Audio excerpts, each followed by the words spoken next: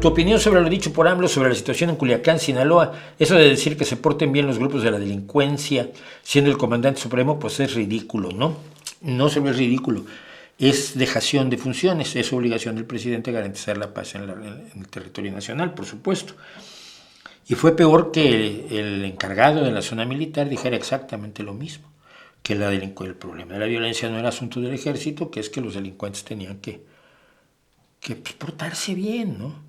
Ser conscientes. Yo en toda mi vida, mira que he conocido gobernantes miserables.